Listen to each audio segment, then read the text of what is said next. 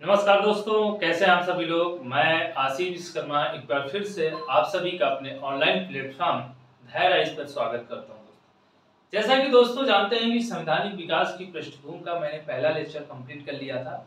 उसमें हमने ये देखा था कि जो संवैधानिक विकास हुआ था उसकी क्या पृष्ठभूमि रही, मतलब उसकी क्या बैकग्राउंड रही, कैसे वो तैयार हुआ और कैसे इस संवैधानिक विकास को आगे लाने की कोशिश की, क्यों ब्रिटिश संसद ईस्ट इंडिया कंपनी को रेगुलेट करना चाहती थी, इसके पीछे क्या रीजन था। ये सारे महत्व को समझने के लिए हम लोग कोशिश करेंगे। एक तो सबसे बड़ी बात है कि जब 1765 में द्वैध शासन या डुअल गवर्नमेंट सिस्टम या डॉर्की सिस्टम बोलते हैं हम लोग, वो एक ऐसा शासन था जो बंगाल के नवाब और ईस्ट इंडिया कंपनी के हाथों में, दोनों के हाथों में था। मतलब एक ऐसा प्रांत, एक ऐसी जगह जो बहुत ही धनवान जगह थी बंगाल, और बंगाल में ईस्ट इंडिया कंपनी नहीं सारी कंपनी प्रभुत्व जमाना चाहती थी, मगर सारी कंपनियों को पछेड़ते हुए ईस्ट इंडिया कंपनी ने अपना पैर जमा लिया था। 1757 से उन्होंने शुरुआत की और 1764 में एक बड़ी सेना, 3 सम्मिलित सेना को हरा करके 1765 में उन्होंने बंगाल, बिहार, उड़ीसा में सारे सिविल राइट्स प्राप्त कर लिए और मुक्त व्यापार की प्रणाली को उन्होंने जन्म दिया, जिससे ईस्ट इंडिया कंपनी का जो राजस्व है वो बढ़ता गया और उनके कर्मचारी भी जबरदस्ती लोगों से उपहार लेना, रिश्वत लेना, निजी व्यापार करना, किसी भी व्यक्ति को व्यापार ना करने देना, ये सारे ईस्ट इंडिया कंपनी के अपने ही कुछ उनके दायित्व थे।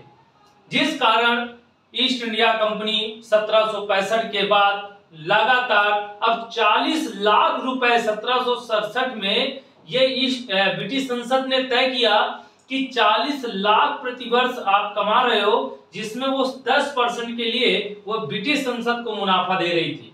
अब समझ लीजिए इतनी बड़ी बात थी। उन्होंने क्या किया कि ब्रिटिश संसद ने जब 1765 के बाद वो लगातार भारतीयों का शोषण किया, करप्शन हो गई कंपनी, और ब्रिटिश जो संसद थी उस पर वो मुद्दा उठा, जिसके तहत ब्रिटिश संसद ने ईस्ट इंडिया कंपनी को रेगुलेट और नियमित करने के लिए एक एक्ट भेजा, जिसका नाम था 1773 का रेगुलेटिंग एक्ट। अब आपको मैं बता दूं, सबसे पहले आपके इसमें क्या क्या प्रोविजन है। इतनी बड़ी मैंने आपको ये बात बताई कि ईस्ट इंडिया कंपनी को सिर्फ रेगुलेट और नियंत्रित करना था, ठीक है। उसके जो राजनीतिक अधिकार थे, जो राजनीतिक शक्ति थी उसके हाथों में, उसको छीनना था, मगर ऐसा हो नहीं पाया 1773 के रेगुलेटिंग एक्ट में। आपको पता होना चाहिए कि ये कंपनी मतलब प्रत्यक्ष रूप से संसद के द्वारा, मतलब ब्रिटिश संसद के द्वारा उठाया गया पहला कदम था दोस्तों। पहला कदम था जब उन्होंने ईस्ट इंडिया कंपनी को रेगुलेट किया। इसका मुख्य उद्देश्य था, यदि आपसे पूछे कि इसका क्या मुख्य उद्देश्य था इस 1773 के रेगुलेटिंग एक्ट के लाने के पीछे, तो सिर्फ केवल आपको लिखना है कि ईस्ट इंडिया कंपनी के राजनीतिक अधिकार को हैंडओवर करना था, अपने हाथों में अधिकार को अपने हाथों लेना था, ठीक है। इसलिए उन्होंने, ये मुख्य उद्देश्य था कि ईस्ट इंडिया कंपनी के जो राजनीतिक अधिकार हैं उनको अपने हाथों ले लिया जाए, जिससे ईस्ट इंडिया कंपनी के जो अधिकार हैं वो कम हो जाए। दूसरी बात बता दूं कि आपको पता होना चाहिए कि जो गवर्नर होता था, अब वो गवर्नर का जो पद था, इसी अधिनियम के तहत यदि हम प्रावधान की बात करें, प्रोविजन की बात करें, यदि हम लोग किसकी बात करें, प्रोविजन की बात करें हम लोग, तो प्रोविजन में देखिए क्या क्या था। सबसे पहले हम लोग बात कर सकते हैं कि जो गवर्नर का पद है गवर्नर का जो पद है बदलकर, गवर्नर का पद बदलकर गवर्नर जनरल का पद कर दिया गया। किसका कर दिया गया? गवर्नर जनरल का पद बना दिया गया, बना दिया गया। ठीक है। दूसरी बात,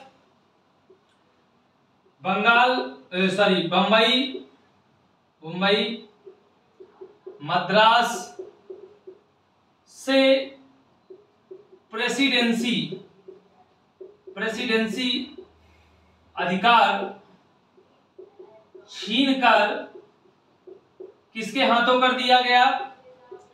बंगाल के गवर्नर जनरल के हाथों, गवर्नर जनरल के हैंड ओवर कर दिया गया। ये जितने भी अपने बंबई थे, मद्रास थे, इनमें अलग से प्रेसिडेंसी होती थी, अलग से ये सारे इनके पास राइट्स थे।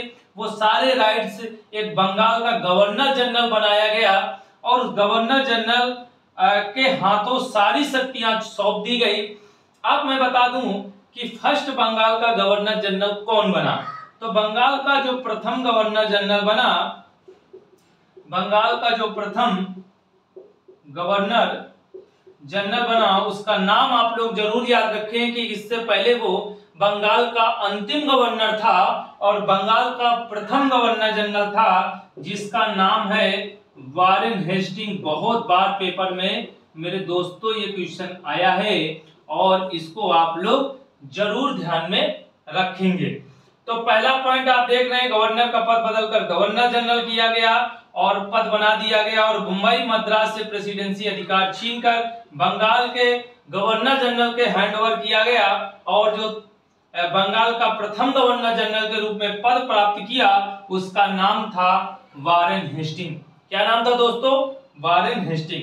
अब आपको अगला हम बताने जा रहे हैं, इसके बाद क्या था प्रावधान में, इसके बाद क्या था प्रावधान में, वो चीज हम लोग देखेंगे कि अगला प्रावधान में क्या था। अगला प्रावधान में क्या था कि एक गवर्नर जनरल की एक कार्यकारी परिषद का गठन किया गया। अब ये कार्यकारी परिषद का जो गठन किया गया, गवर्नर जनरल की एक कार्यकारी परिषद का गठन किया गया, इसलिए किया गया कि गवर्नर जनरल की सहायता के लिए, गवर्नर जनरल की सहायता के लिए लिख सकते हैं हम लोग, सहायता के लिए एक कार्यकारी परिषद का गठन किया गया, जिसमें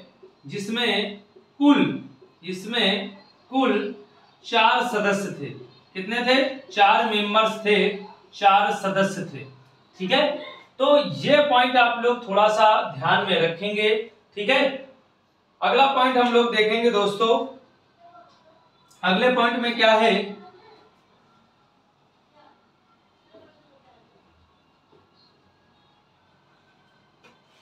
अगले पॉइंट में है कि बंगाल में सुप्रीम कोर्ट की स्थापना की गई। सुप्रीम कोर्ट की स्थापना की गई। क्या की गई? सुप्रीम कोर्ट की स्थापना की गई और स्थापना जो हुई वो 1774 में किया गया।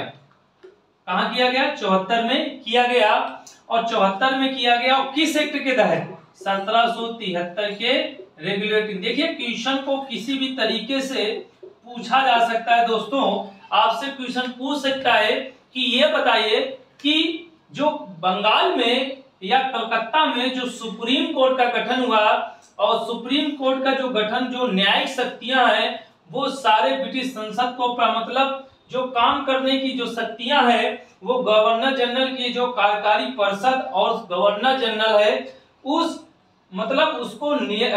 उसको इसलिए बनाया गया था, वो पद इसलिए बनाया गया था कि वो न्यायिक व्यवस्था की अच्छे से व्यवस्था को सुचारू रूप से चलाया जा सके। इसके तहत सुप्रीम कोर्ट में भारत में पहली बार ऐसा कब हुआ? जब न्यायिक व्यवस्था का शुभारंभ हुआ और न्यायिक व्यवस्था का जो शुभारंभ हुआ वो पहली बार 1773 के रेगुलेटिंग एक्ट के तहत हुआ। तो बंगाल में सुप्रीम कोर्ट की स्थापना 1774 में किया गया और ये 1773 के रेगुलेटिंग एक्ट के तहत। इसके बाद आगे हम लोग बात करेंगे, ये सुप्रीम कोर्ट का मुख्य न्यायाधीश क्या था? सुप्रीम कोर्ट का मुख्य न्यायाधीश, तो सुप्रीम कोर्ट का जो मुख्य न्यायाधीश था वो था एलजिया एम्पे। क्या था? एलजिया इम्पे था। एलजिया इम्पे था, ठीक है, एलजिया इम्पे था, ये आप लोग याद रखेंगे। एलजिया इम्पे था जो सुप्रीम कोर्ट का मुख्य न्यायाधीश था। इसके बात कर रहे हैं कि जो कंपनी के जो डायरेक्टर होते थे, कंपनी के जो डायरेक्टर होते थे दोस्तों, उस डायरेक्टर का क्या काम का? तो कंपनी को नियंत्रित करने के लिए भारत में company east India company, Bharat में ईस्ट इंडिया कंपनी को नियंत्रित करने के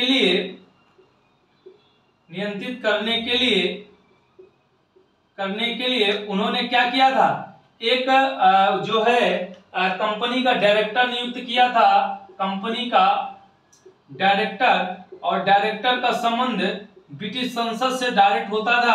अब ब्रिटिश संसद ईस्ट इंडिया कंपनी को रेगुलेट और कानूनी रूप से मानता डायरेक्टर के हाथों होता था। कंपनी का एक बहुत बड़ा अधिकारी होता था डायरेक्टर, और ये सारे कर्मचारियों को अपने अंडर रखता था, अपने अधीन रखता था। और इसी ने आकर के सबसे पहले क्या किया? इस एक्ट के माध्यम से, इस एक्ट के अनुसार ईस्ट इंडिया कंपनी के अगला प्रावधान प्रोविजन है कि इस एक्ट के अनुसार जो ईस्ट इंडिया कंपनी है, जो ईस्ट इंडिया कंपनी, इस एक्ट के अनुसार ईस्ट इंडिया कंपनी के निजी व्यापार पर प्रतिबंध लगा दिया। निजी व्यापार पर प्रतिबंधित कर दिया। ये आप लोगों को पता होना चाहिए कि इस एक्ट के अनुसार ईस्ट इंडिया जो कंपनी है उसके जो निजी व्यापार हैं, जो पर्सनल ट्रेडिंग है, ठीक है, उस पर्सनल जो ट्रेड सिस्टम है उसको रोका गया, उसको प्रतिबंधित कर दिया गया।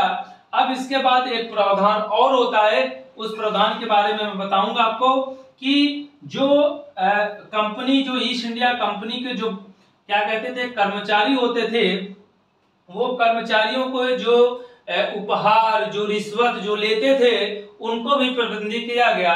तो अगले प्रोविजन के रूप में लिख सकते हैं कि इस एक्ट के अनुसार, देखिए कितने आपके प्रोविजन बनते जा रहे हैं जो पेपर में पूछे जाते हैं कि इस एक्ट के अनुसार क्या हुआ कि कंपनी के जो शासन था, क्या कहते हैं, कंपनी के जो कर्मचारी थे, ईस्ट इंडिया के कंपनी के जो कर्मचारी थे, ईस्ट इंडिया कंपनी के जो कर्मचारी थे उनको रिश्वत और उपहार लेने के लिए प्रतिबंधित किया गया। क्या किया गया? प्रतिबंधित किया गया दोस्तों, प्रतिबंधित किया गया।